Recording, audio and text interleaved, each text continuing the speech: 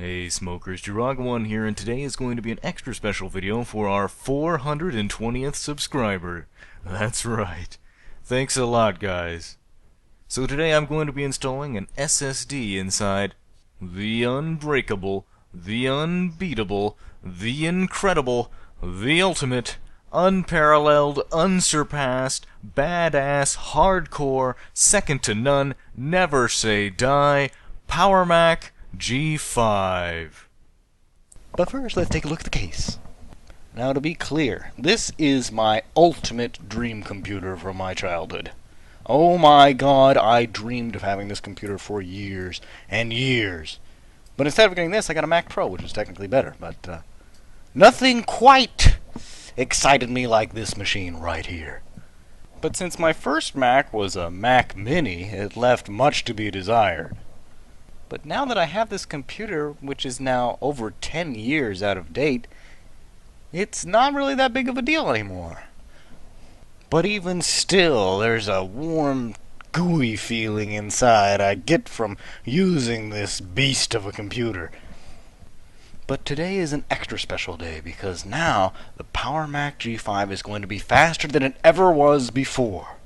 Because I'm going to install an SSD. Hey, what? What's so funny? It's 32 gigabytes, man. That's enough for Leopard. Shit.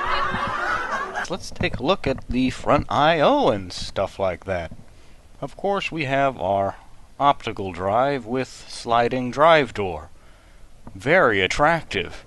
The Mac Pro, on the other hand, the door never closes. It's always stuck like that. Now, I've never really given this particular drive door a rockin', but I'm sure it's going to perform more than adequately, unlike some other computers. As shown somewhat previously, we have our shiny little power button, a headphone jack, USB 2.0 port, and FireWire 400 port. I would have preferred two USB 2.0s, but whatever. Looking at the rear I/O here, we of course have two DVI ports off the video card and our long string of I/O down here. We have our place to plug in the Wi-Fi, the Bluetooth antenna, optical audio out and in, headphone jack, line in port, two USB 2.0 ports, a FireWire 400 port, FireWire 800 port, 1 gigabit Ethernet port, and a fucking modem? The elegant and iconic 2 fan holes, so you can tell the difference between a Powerpc G5 and a Mac Pro, which only has one. And now we have the final reveal, the internals. Now what massively differs from the Mac Pro is the inclusion of this air deflector panel. If you take it out while the system is running, it gets very sad. Now, if you haven't already noticed, this machine only has one Powerpc G5. This is because this is the bottom of the barrel model, the oldest Powerpc G5 with the lowest specifications. This model only allowed up to 4 gigabytes of RAM, which this one has, but really that's not too much. But I guess for a 2003 machine, that's pretty good. Some people were concerned when they bought this that since the case was so big, why is there no room to put a bunch of crap in? Well, it turns out that since the Powerpc G5 processor is such a fucking hog, it needs all this airspace because it's hot as hell. So they needed to build this entire chamber just to move a bunch of air around. There's like 9 fans in this thing. Here's a more intimate angle of the G5's heatsink. It's crazy big. This is what it looks like without the fan in the way. It's probably at least twice as big with only one G5 processor as the Mac Pro with its 2. That's the RAM right there, and pretty much just as easy to remove and replace as it is on the Mac Pro, except, like I just did, the fan's in the way.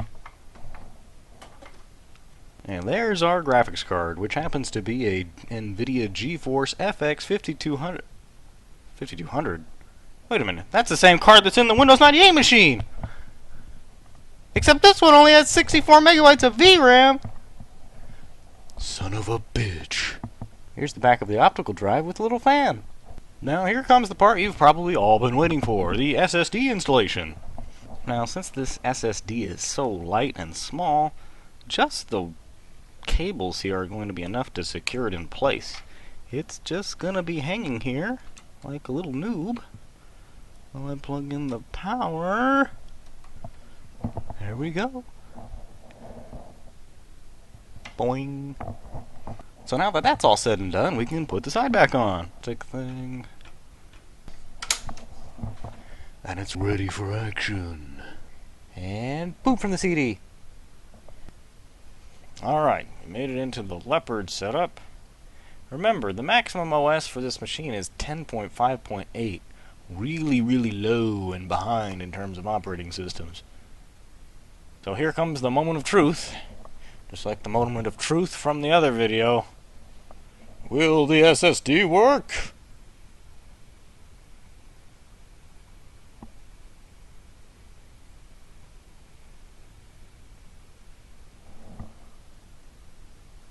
SSD?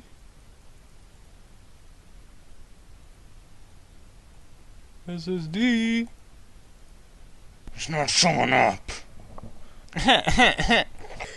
So, as it turns out, I learned this quite recently. The Powerpc G5 can only handle SSDs of up to SATA 2. This, unfortunately, appears to be a SATA 3 drive, and it won't even be detected by the Powerpc G5 at all when connected to its SATA bus. So I thought I was pretty much dead in the water, but fortunately, SATA is not our only option. The Powerpc G5 happens to have an IDE interface, but unfortunately, that's currently occupied by the DVD drive. Let's take a look. This is the Powerpc G5's IDE interface. We can unplug the optical drive and use it for pretty much whatever we want. So you're probably wondering, wait, what good is this going to do us? We have a SATA SSD, remember? Well, I have a workaround. This is an IDE to SATA adapter board. You're probably thinking, you're crazy, but I'm going to try it because there's really no other way I can get this thing working. So it's pretty simple. All you have to do is plug in the card, or SSD rather, into the board and you're all ready to go. So all you have to do is unplug the cables from the optical drive and plug them into our little monstrosity, and it should work just fine, and you'll be ready to boot. But wait a minute, how are we going to boot? There's nothing installed on this yet. How are we going to install the operating system without the optical drive? Remember these little doodads? The SATA cables that really won't help us anymore? They still work. Just not with our SATA 3 SSD, but they still work. I have a SATA optical drive right here. All I have to do is plug it right into the logic board, and we can boot Leopard. Now, since the SATA cables are really too short, I'm going to have to use a third-party one. Come on, little guy. There we go. Plug in right into the board.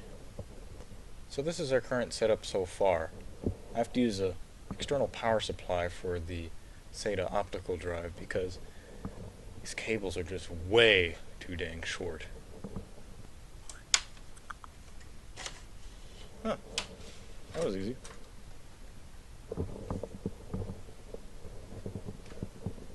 Or so I thought. So there are the plugs we need. I'll have to fidget around to get it actually unplugged. The Powerpc G5 doesn't exactly give us a lot of cable slack in the name of good cable management, which of course it pulls off excellently, but if you ever want to take this thing out, it's a pain in the ass. What? No more cables are connected and it still doesn't come out. What the hell? The drive is actually taped or glued somehow to the IDE ribbon. This ain't just any glue. This is plumber's putty, man. This is tack. This is nasty. This is brown. There we go. Okay, finally. Okie dokie. Another pretty full Apple drive. Looks like Apple hacked this one apart. No busy light, no eject button. Man, this thing is crippled. So now, our strange SSD device. Plug in your IDE cable like you would any other device, and of course, power. So there it is, the SSD sitting majestically in the optical drive bay of the Powerpc G5. But my reasoning seems to conclude that this has even a lower possibility of working than the previous method, which was to just plug it into SATA. Well, I guess there's only one way we can figure out if this configuration works. We gotta boot it up. Alright, it looks like we're all prepped to go. Powering on the optical drive. Powering on the Powerpc G5. Holding down the C key. Alright, yay, it booted off of the now external optical drive on the SATA bus.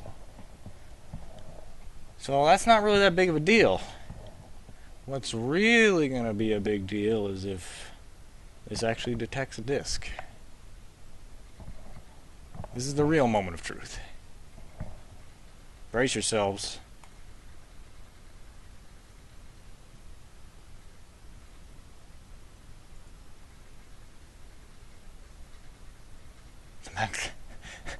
The Powerpc G5 is actually wiggling.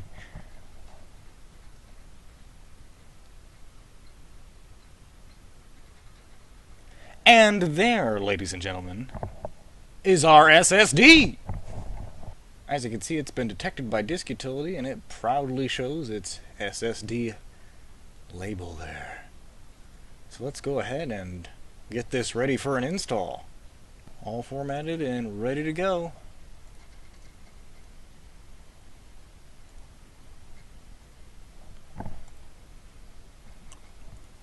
Select destination drive. Yes, we're installing Mac OS X onto a piece of paper. Customize the install. Go on language translations. Don't really need additional fonts. You can leave the printer drivers in there just for shiggles. And now we wait. God damn it! Finally! I mean, yay! Alright, guys.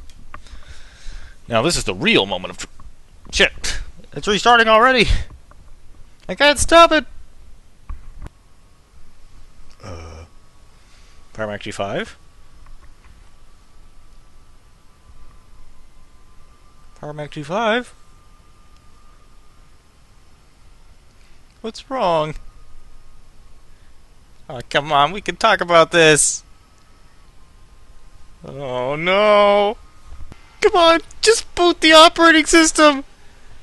You can do it. Oh, no. So after a lot of trial and error and restarting and even reinstalling Leopard onto the SSD, I just couldn't get this thing to boot. All the fans would do is just ramp up and max out, and it would never get past the Apple logo. And so I figured, well, I have an IDE to SATA adapter. What else has an IDE port? Well, Powerpc G4, that does. So what I did is I plugged into that, and guess what? It booted instantly. Yeah. I was just as surprised. So whatever it did, finishing up the installation or whatnot, actually managed to heal the SSD, and then it works on this. So we're going to boot it up right now.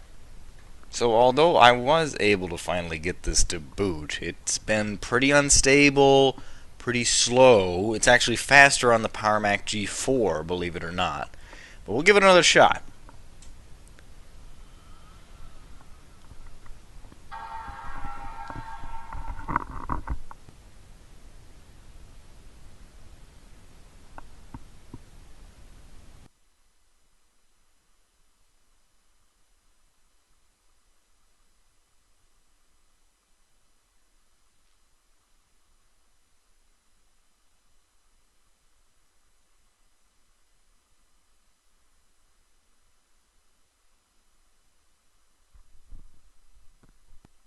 Hey, watched pot never boils. I literally just got up and went and did something else for about 30 seconds and it finally appeared. Oh my god. So, this will get to desktop. Believe me, it will. Yeah, so I don't know what it really goes on here. I mean, there's a lot of really crappy stuff happening. I mean, we have the PowerMac G5's probably shoddy ATA interface, and then we have the IDE to SATA adapter thing, and then of course the SSD, which I never got any normal testing on, so I don't even know if that's any good. So we could have this whole combination of crap, and we should be thankful that it even got to this point at all. I mean, okay, we got a dock. Okay, that's good. Okay, so it will come up. It will start working, but it needs a lot of time to settle. And, like, it won't do anything. You can just click on stuff. It'll beach ball. Let's see if we can get any system information here. Yeah, I can't really click on anything quite yet. So, since the point of an SSD is to be fast, this is anything but. This performs like a failing hard drive. This was much faster on the G4. I don't know what it is about the G5. It just hates this thing. Whoa!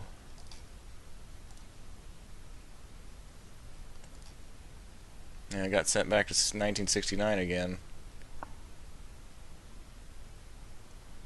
Yeah, I've been having a hell of a time trying to make this video.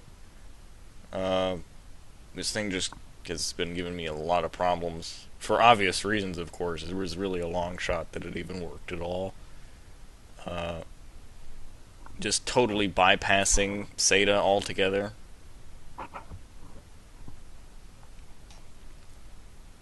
So if you play around with this for about 5 to 10 minutes, it'll eventually start responding at a decent rate, but it takes a while. Like, you won't get to start using your computer for like a half an hour before we can do anything.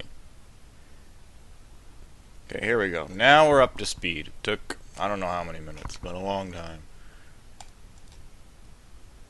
We'll actually bring things up pretty quick, and then we're good. Just bam, bam, bam, bam, bam. Applications, bam, well, almost. It's pretty decent. Probably no better than an actual hard drive at this point. But let's see if we can do Time Machine. No. So now that the system is performing more adequately, I can show you some PowerPC software that's meant to be used in more of a modern time. Okay, starting with the first and most relevant, still updated PowerPC application. We have 10.4 Fox, which is just a PowerPC version of Firefox, I guess you could say. It's still being updated, and actually it prompted me to update it while I was trying to set up this video. I'm not going to take the time to do that because it took about 5 minutes to start up 10.4 Fox because of the super slow SSD. So it works like a normal web browser. Web pages look like they would on any other web browser. It's fine. Performance seems to be okay. These are a couple of games I'm going to be trying.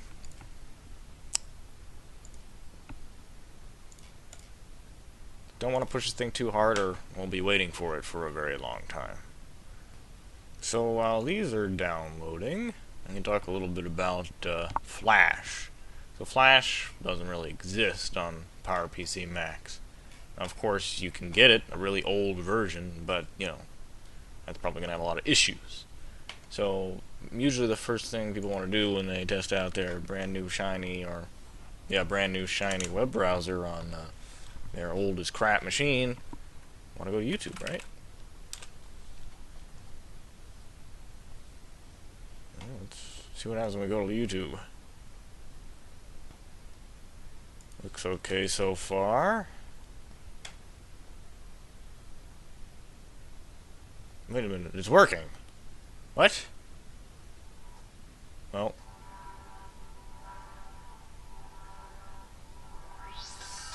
Well, it looks like crap.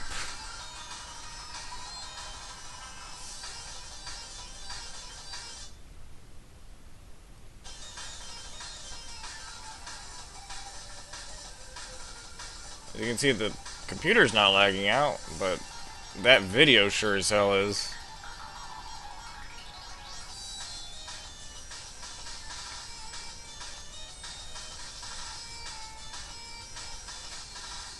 Oh my lord.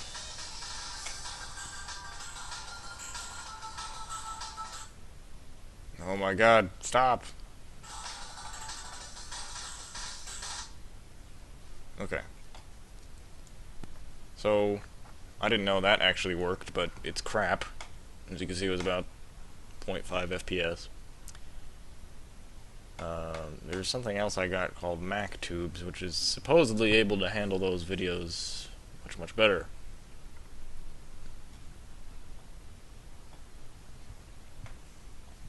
Now, I haven't launched MacTubes yet, because everything I launch on this computer takes 5 minutes to start up. So basically, this looks like a front end for YouTube without using the website.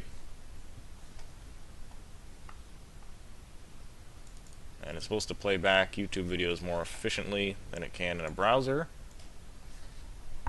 Beyond that, I don't really know too much else about it.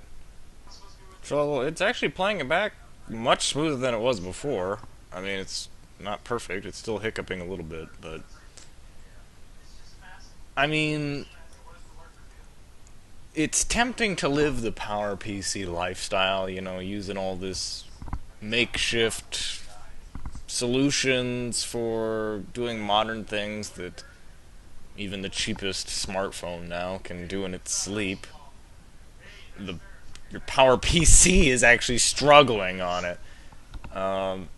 So I mean, it's tempting. I mean, it's a really cool little hobby to actually do modern PowerPC computing, but I really am starting to think it's more trouble than it's worth.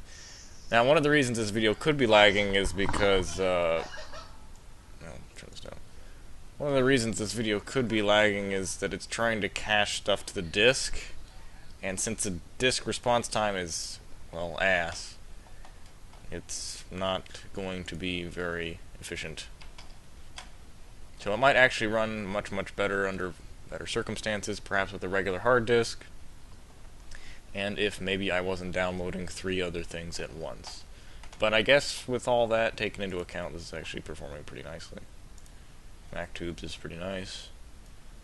See if it goes full screen.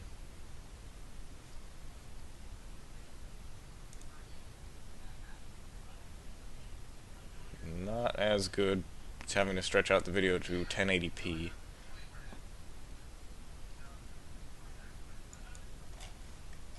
See if we can make it really small.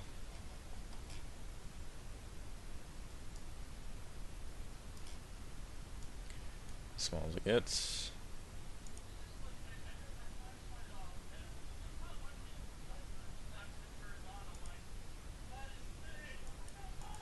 No, you can download it if you want to watch it offline, which might be more efficient. Okay, so let's try and get Tremulous running. An old favorite. Hopefully this is universal binary so we can play with it. Looks like it's actually, we're working. We are doing stuff now. We're doing multiple things at once. We're copying files, we're watching a video. Starting to feel like stress testing a next cube or something. Okay, let's see what happens when I do this. It's probably going to change the resolution mode and make my capture card go crazy, but we'll see what happens. This might just be part of its loading. Oh my god. Oh, I know how to fix this. Okay, alright. We're playing Tremulous on a PowerMac G5.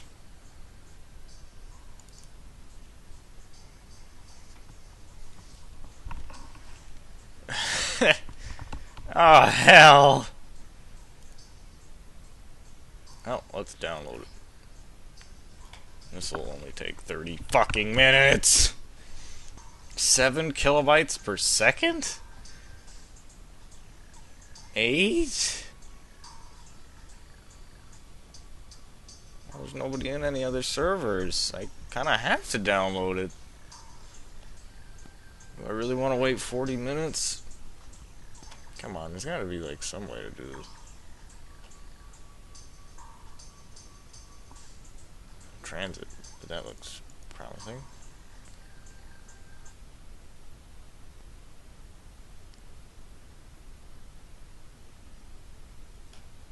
Alright. Just like old times. Draga entered the game. You know what I want to play as. Oh my god. Alright, so we're pulling down a good 30 FPS. Playable in another era, maybe. Well, let's go kill the alien base, because I still remember where that is. Oh, yep, I definitely do. Wait, look at the game timer. Up in the upper right corner. This game has been sitting here unplayed for 2,420 minutes. 2,420 minutes converts to about 40.3 hours. So this game's been going on for almost 2 days. Time to finally bring it to an end.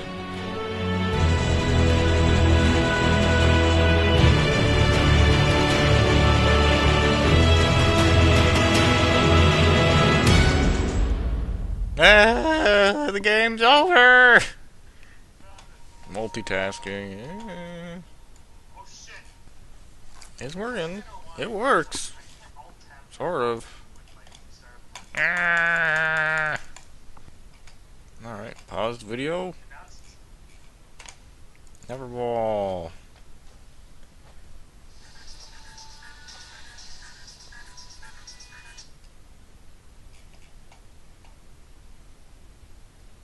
Never fail. Shit.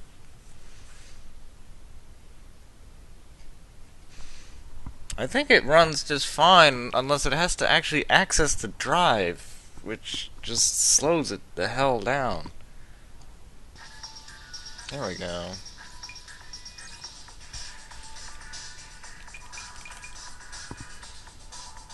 Select.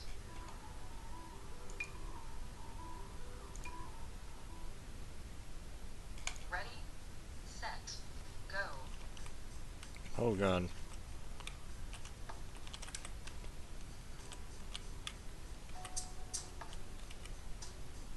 Well, I mean, it still works. It's kind of laggy and flickering a little bit.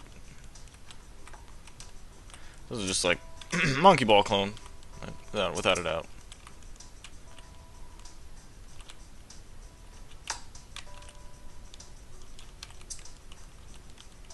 Running out of time. I'm gonna throw up a little bit too. Whoa! You can use your mouse. Oh, for the love of God.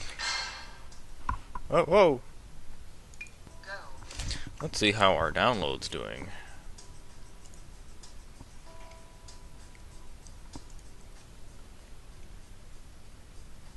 It'll be done in a little bit. Let's watch YouTube while we play Neverball.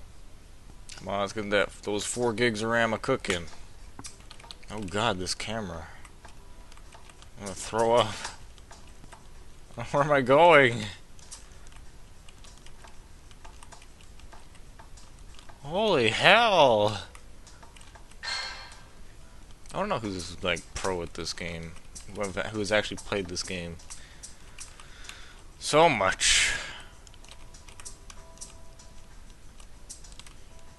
You know, I actually have this game's music on my iPod. Why? I don't know. It's just there.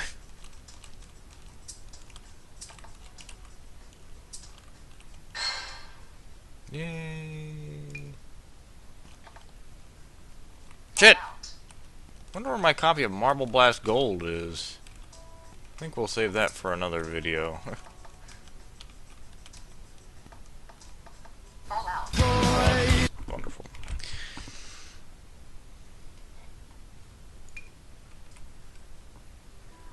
Select. There we go. Alright, YouTube's still playing in the background. Soundrotten's still downloading.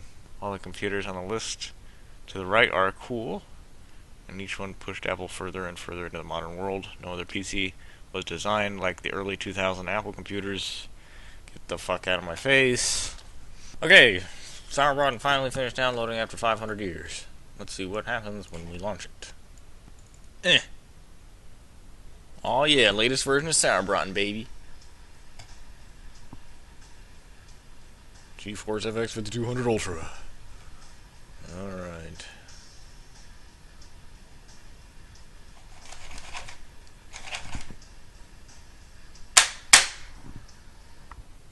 Uh-oh. Ah, crap. Oh, there we go. Let's stick with the classic.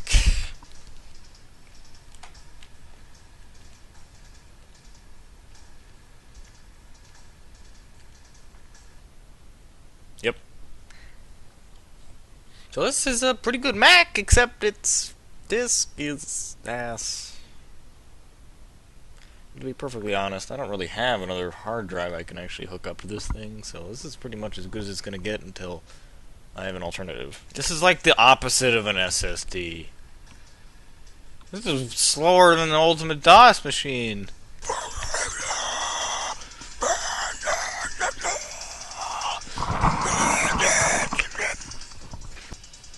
Oh god.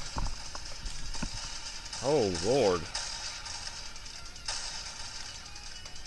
That only took like 5 seconds to load. Headshot. Hey, I got one. Double kill. I got two. This is running like poop and I'm owning ass. Triple 3! What? Shit. Ah, shit.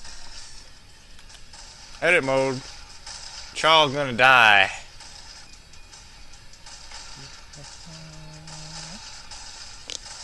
Oh, nope.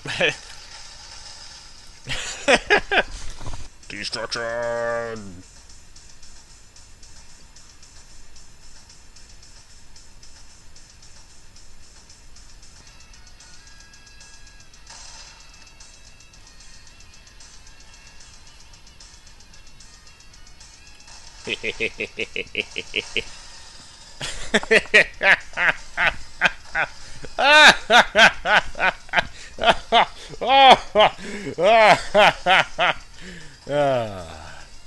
Alright, so that is the Powerpc G5 with SSD. It's a mixed bag, it really is. I think this is kind of fun. It's kind of a fun little project, I'll tell you that. If you want to try this, just don't. It's a waste of time. Really, seriously. If you want to go and buy that stuff, you want to buy the SSD, that's alright. 32 gigabyte SSD, that's fine. You want to buy the IDE to SATA adapter, that's fine too. But if you want to do it in a Powerpc G5, just don't.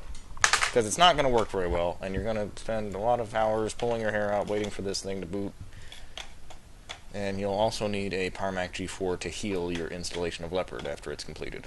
So, we might have some future videos of the Powerpc G5 in the future. We might even have some different model Powerpc G5s in the future. So stay tuned for that. We're going to have a lot more Mac hardware videos on the way. In the meantime, though, have a nice day.